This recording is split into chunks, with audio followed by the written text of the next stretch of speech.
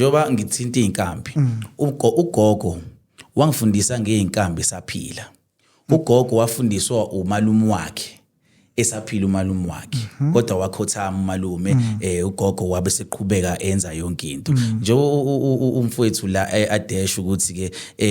ezinye izinto ziyaqhubekela phambili yabo noma kwenzeka kodwa manje mase sengale umuntu usuke sekuphelile yabo kodwa ngiyacabanga ukuthi lo owafaka ugogo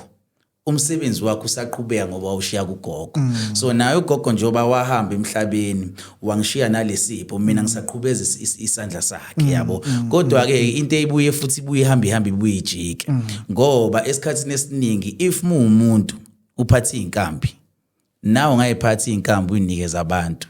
kodwa kusuke ngalapha inkambi kusuke kulapha lento engaphakathi kuwena efike yatheleleka la kulezi inkambi lezi bese kwakwazi ukuthi kuvuleleke ukuthi umuntu athole usizo yabo ngoba abaningi abantu abayinyanga sisebenzisa mhlawumbe into eyodwa mina nabo kodwa uthola ukuthi yena uzoba ngcono kunami yabo lonto ngenxa yokuthi mhlawumbe umkhulu wakhe we powerful kakhulu kulento so ngingasho ukuthi esikhatsini esiningi ngathi ngingena kulolu hambo lolu ngingenise ogogo nami kwaba namaphupho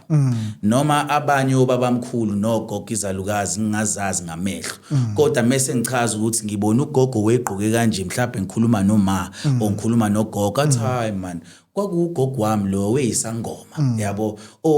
kwakukhokho wakho loyo naye futhi wehamba ngobugedla yabo so mebefika ngamaphupho kumina